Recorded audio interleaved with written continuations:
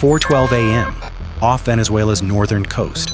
Inside a dim command center, a red status line flips from monitor to counterstrike posture. Operators stop speaking. A coastal radar has just painted multiple tracks holding a steady line. Close enough to matter, far enough to deny intent. On the map, U.S. positions remain silent. No radar lock, no warning tone, no missiles in the air. Orders move fast anyway. Fighter crews are told to stand by. Air defense units shift modes. Electronic warfare teams prepare to disrupt without crossing the line. Nothing has been fired, yet every decision in the next minutes could turn restraint into retaliation.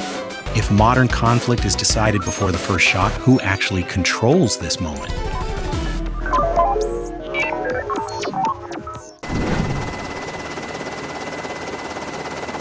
Venezuela's northern coastline has always been more than a geographic boundary. It is a strategic threshold where the Caribbean Sea narrows into vital shipping lanes, where energy routes intersect with U.S. forward presence, and where political pressure has repeatedly translated into military signaling.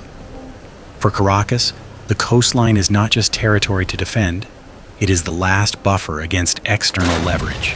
For Washington, the same waters represent freedom of navigation, intelligence collection, and crisis visibility in a region long considered within its strategic horizon.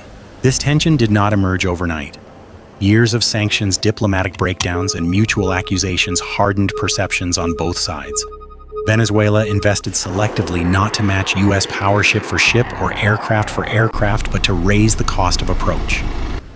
Mobile surface-to-air missile units, modernized fighter squadrons, and coastal surveillance networks were designed around one goal: deterrence through uncertainty.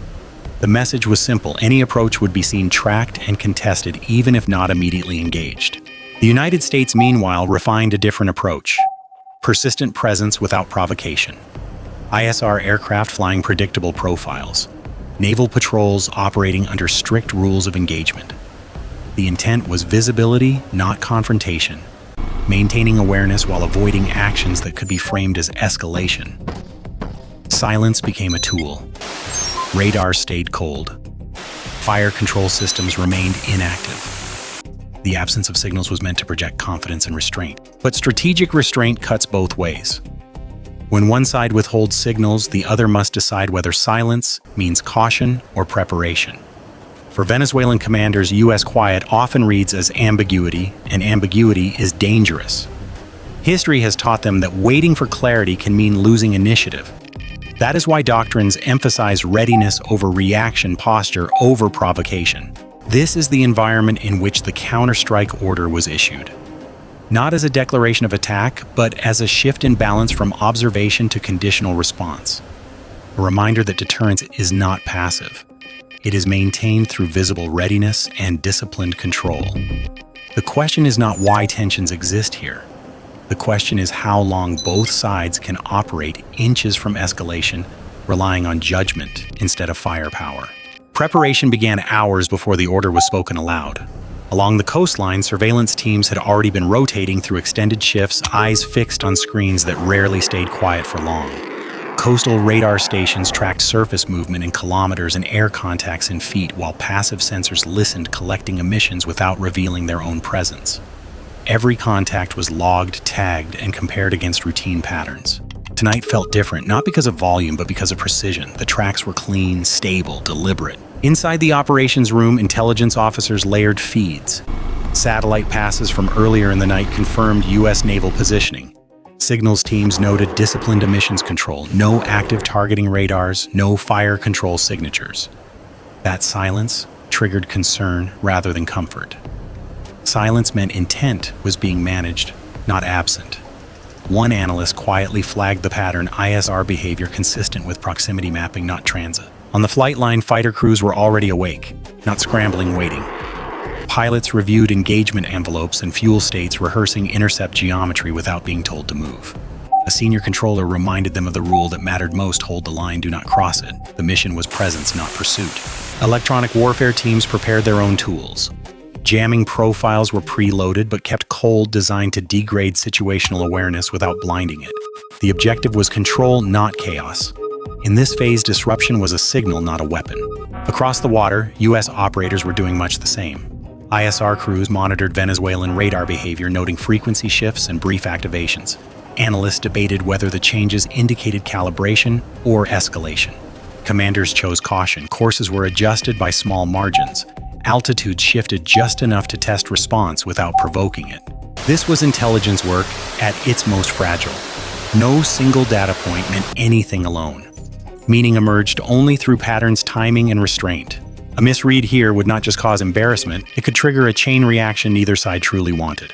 As dawn approached, both command structures were fully engaged, poised between confidence and doubt. The battlefield had not ignited, but it was fully formed, mapped, measured, and mentally rehearsed by everyone involved. At this stage, preparation itself became the message. And the question hanging in the air was simple. When readiness becomes visible, does it stabilize the situation or push it closer to the edge? The shift happened without ceremony. No alarms, no raised voices. A single command line updated across multiple consoles at once, Counterstrike posture active. For Venezuelan commanders, this was not an order to fire. It was an order to be ready to fire faster than the other side could react. From the air defense sector, mobile SAM units adjusted positions by kilometers, staying inside pre-surveyed corridors that balanced coverage with concealment. Radar operators briefly powered up, painted the airspace, then went dark again. Each activation lasted seconds, long enough to confirm tracks, short enough to avoid becoming targets. The intent was psychological as much as tactical. We see you and we can choose when to be seen. On the coast, 2 fighter jets rolled from readiness shelters to the edge of the apron. Engines stayed idle. Pilots ran checks in silence, helmet visors down, breathing slow. They were not intercepting yet. They were signaling availability. Fuel loads were calculated for short-duration presence, not pursuit, another line not to be crossed unless ordered. Across the water, U.S. systems reacted immediately, even though no weapons had moved. ISR operators noted the brief radar flashes and classified them as fire control capable but non-committal. That distinction mattered. It meant the other side was shaping behavior, not initiating combat. Commanders ordered subtle adjustments. A patrol aircraft altered its orbit by a few nautical miles. A surface vessel shifted heading just enough to change the geometry of any potential engagement. Then came the unexpected element. A new contact appeared briefly on Venezuelan displays, fast, clean, and fleeting. For seconds, it looked like an approach profile that would justify escalation. Controllers froze. Analysts rechecked inputs. The contact vanished as quickly as it appeared. No radar lock followed, no secondary confirmation emerged. It was a decoy. Whether intentional or incidental mattered less than its effect. The appearance tested reaction thresholds on both sides. Venezuelan command resisted the impulse to escalate. No missiles were readied, no intercept order was given. Instead, electronic warfare teams initiated a limited disruption burst, localized, temporary, deniable. Enough to signal displeasure, not enough to force a response. U.S. crews felt it immediately. Displays flickered. Data latency increased. Not blindness, friction. Exactly the kind designed to say we can complicate this whenever we choose. The response was restraint. No counterjamming. No public acknowledgement. The patrol adjusted again, widening distance while maintaining presence. For several tense minutes, the situation balanced on discipline alone. Both sides had options that would have escalated the encounter within seconds. Neither took them. The counterstrike order remained active, but unused. Its power derived from the fact that it did not need to be executed to change behavior. And that was the moment when everything shifted. The U.S. positions gradually eased outward, not retreating, but conceding space. Venezuelan units held their posture, then slowly de-escalated readiness levels. Engines shut down, radars stayed cold. The crisis did not end with a bang, but with a quiet redefinition of boundaries. Nothing was destroyed, no shots were fired, yet both sides walked away knowing something important had happened. If a counterstrike can succeed without being launched, where does real control in modern warfare actually reside? Defensive reactions unfolded almost entirely through posture, not firepower. On the Venezuelan side, air defense crews remained locked in a heightened state of readiness, but launch authority was deliberately held back. Missile systems stayed aligned, guidance parameters preloaded, yet safety interlocks were never removed. This was defense by presence, forcing the other side to calculate risk without offering a trigger. Commanders emphasized discipline. Radar emissions were minimized. Communications were kept short and coded. The objective was to deny the United States a justification to escalate while still making one fact unmistakable: any aggressive move would be met immediately. In this phase, restraint was not weakness, it was control. U.S. forces mirrored that calculation. Rather than challenge the posture directly, commanders adjusted geometry.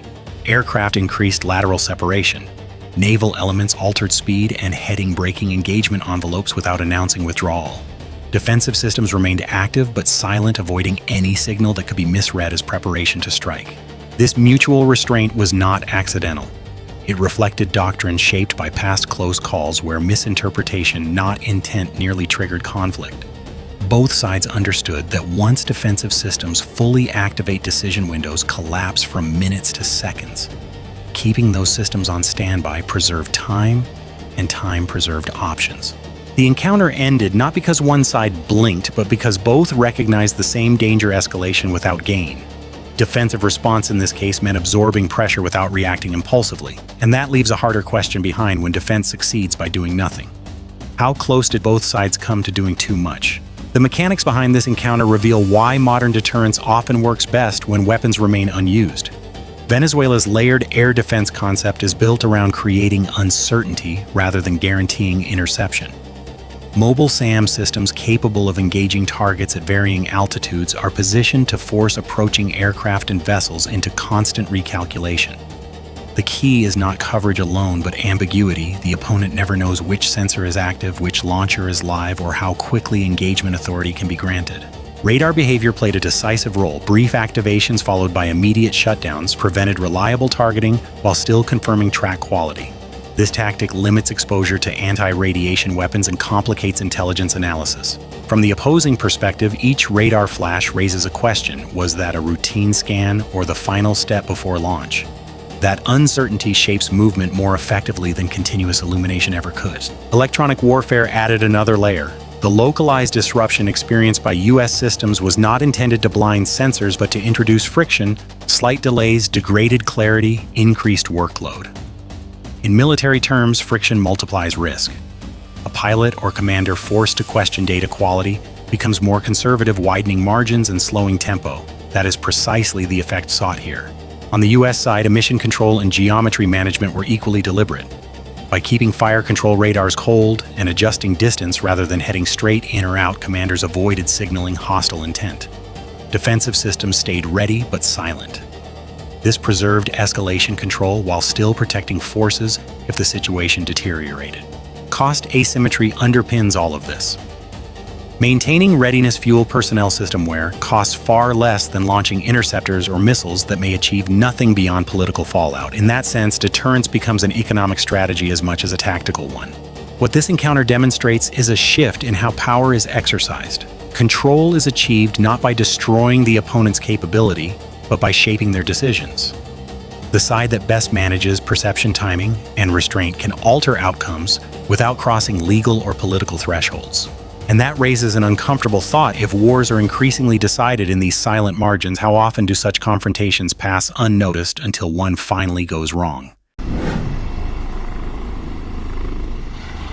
In the hours that followed, nothing appeared to change on the surface. Patrol routes resumed, official statements stayed vague, no press briefings acknowledged a confrontation, yet beneath that calm operational behavior quietly shifted on both sides. U.S. planners adjusted proximity thresholds. Flight paths that once hugged the edge of contested airspace widened by measurable margins. Naval patrol timing became less predictable. The goal was not withdrawal, but risk management, reducing the chance that another brief radar flash or ambiguous signal could compress decision time even further. Presence continued, but with sharper respect for how quickly posture alone could reshape the encounter. For Venezuela, the outcome reinforced a core lesson: credible. Readiness can influence a stronger adversary without firing a shot. The counterstrike posture validated years of investment in mobile defenses, electronic warfare, and command discipline. More importantly, it strengthened internal confidence. Deterrence was no longer theoretical. It had been tested and it had worked. Regionally, the incident carried wider implications. Allies and neighbors watched carefully, not for explosions, but for behavior. The message was subtle yet powerful: escalation is no longer defined by missiles in the air, but by thresholds crossed in perception and intent. A moment of restraint can carry as much strategic weight as a visible strike. Politically, this kind of encounter complicates diplomacy. Nothing concrete happened yet, something undeniably did. That ambiguity makes it harder to de-escalate through traditional channels because there is no single action to condemn or defend. Instead, there is only a shared understanding that lines exist even if they remain officially unspoken. The danger, of course, is repetition. Each silent standoff conditions commanders to push a little further next time. Each successful restraint invites the question of how much more pressure can be applied without consequence. If deterrence now operates in these narrow, invisible margins, how many times can judgment hold before one misread signal tips the balance? This encounter never produced wreckage casualties or a headline announcing open conflict. Yet it stands as a clear example of how modern warfare increasingly unfolds not through destruction, but through decision-making under pressure. A single command to shift into counterstrike posture altered behavior on both sides, reshaped operational boundaries, and achieved its objective without a launch sequence ever being completed. What mattered most was not hardware but discipline. Radar operators who knew when to turn systems off, pilots who held position instead of chasing advantage, commanders who understood that restraint at the right moment can project strength more effectively than aggression. In this case, control of escalation proved more valuable than the ability to escalate. The lesson is uncomfortable for traditional thinking. Power is no longer measured solely by how much force can be delivered, but by how precisely it can be withheld. Deterrence today lives in timing perception and credibility. The side that convinces the other it could strike without needing to often dictates the outcome. For observers, these moments rarely register. There's no footage of explosions, no dramatic damage assessments. Yet for the people inside those command centers, the stakes are absolute. A misjudged radar pulse, a delayed order, a pilot misreading intent. Any one of these could have turned restraint into catastrophe within seconds. As such, silent confrontations become more frequent, the margin for error shrinks. The question is no longer whether nations can fight, but whether they can consistently choose not to even when fully prepared to do so. In an era where wars may be decided before the first shot, understanding these unseen battles matters more than ever. Bye for now.